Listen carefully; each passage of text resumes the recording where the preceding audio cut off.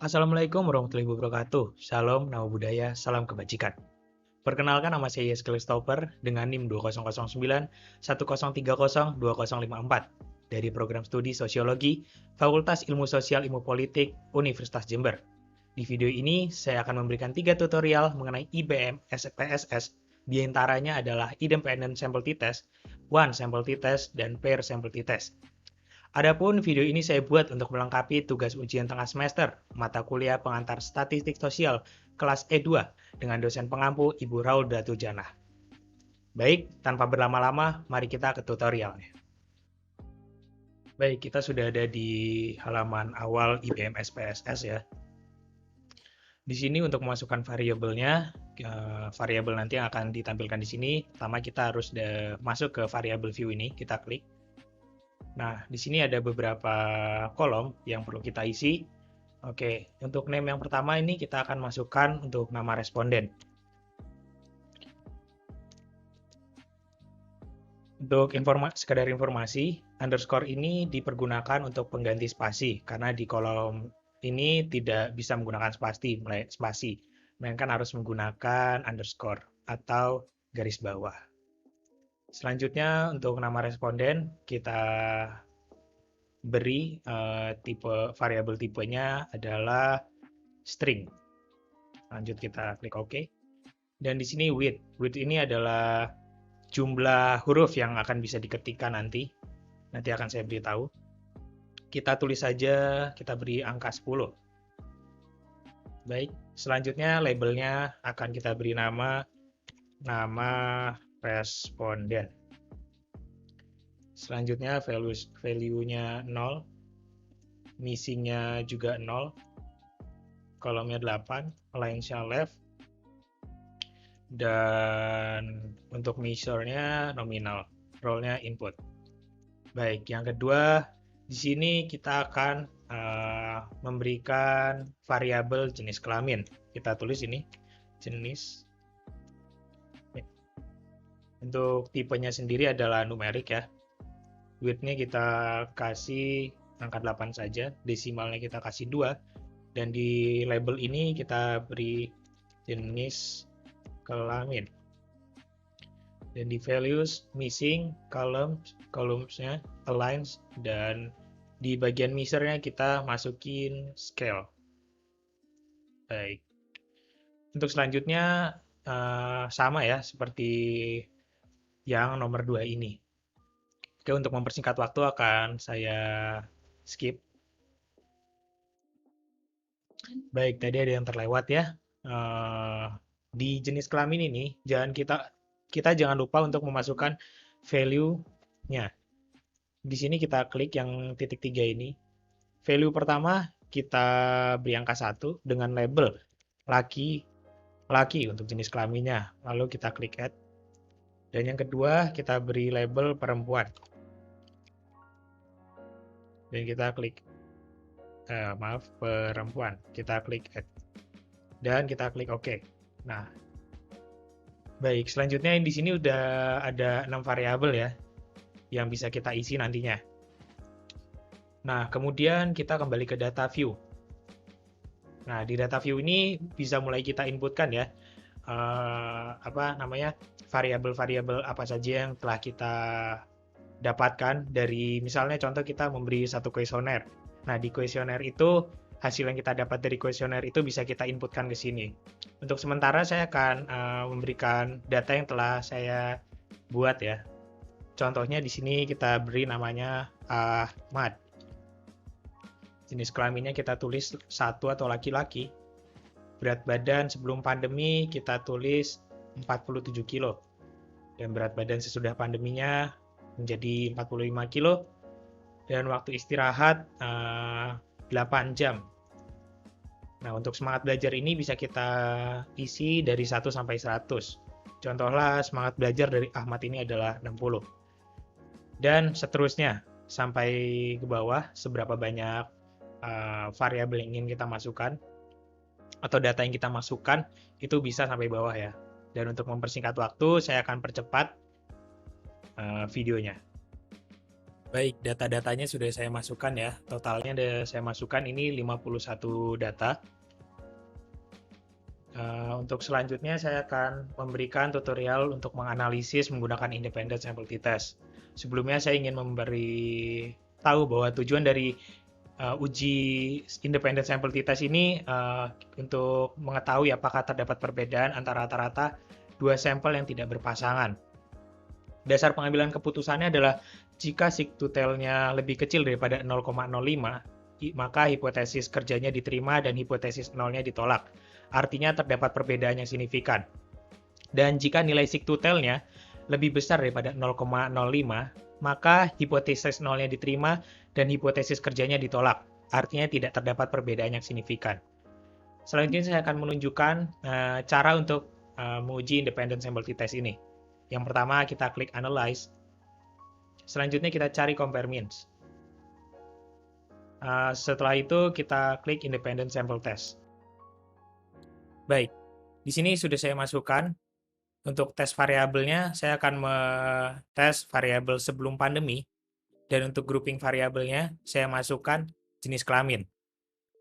Nah, untuk di jenis kelamin ini ada kolom Define Groups atau pilihan Define Groups. Ini bisa kita klik. Dan grup 1 bisa kita masukkan angka 1, kode 1 untuk laki-laki dan kode 2 untuk perempuan. Selanjutnya kita klik Continue. Setelah itu kita klik OK. Baik, sesudah kita klik OK, nanti akan keluar output seperti ini. Ini bisa kita lihat bahwa berdasarkan data grup statistik, untuk rata-rata berat badan laki-laki dan perempuan didapatkan data untuk laki-laki seberat 61, sekian, dan untuk perempuan seberat 48, sekian.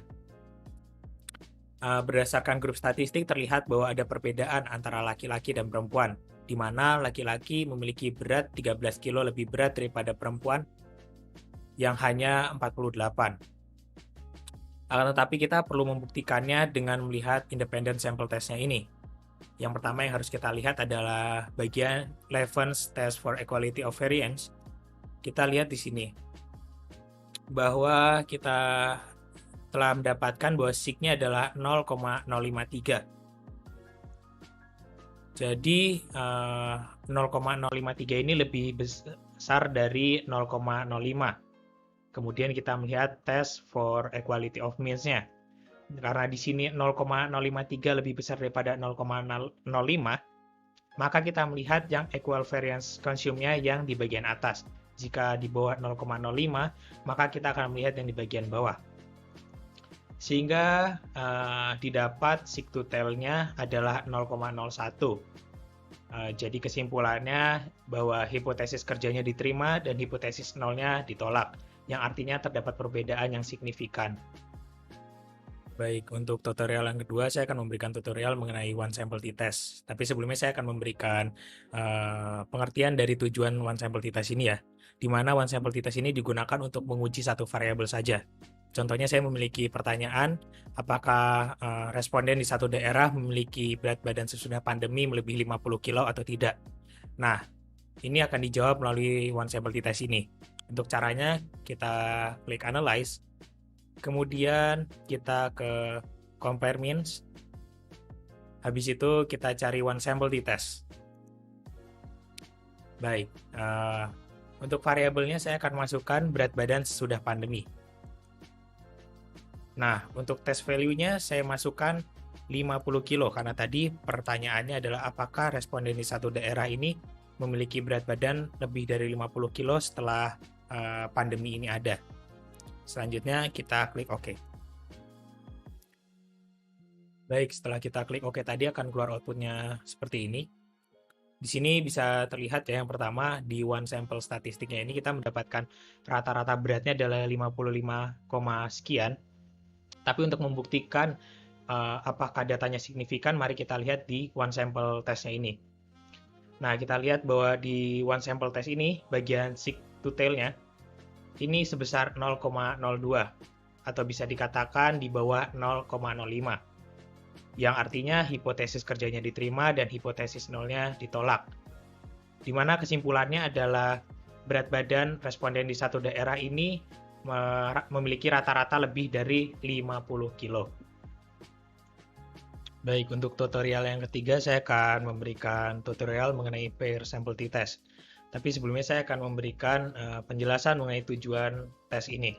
Tujuannya adalah untuk membandingkan data yang berpasangan. Contohnya berat badan sebelum pandemi dan berat badan sesudah pandemi.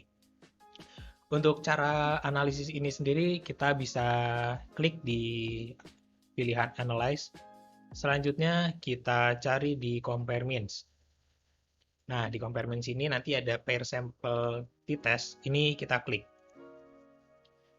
Selanjutnya, kita masukkan dua data yang ingin kita tes. Contohnya, saya menggunakan berat badan sebelum pandemi, dan yang kedua, berat badan sesudah pandemi. Baik, sesudah itu kita klik OK. Nah, nanti setelah kita klik OK, kita akan mendapatkan output yang demikian seperti ini.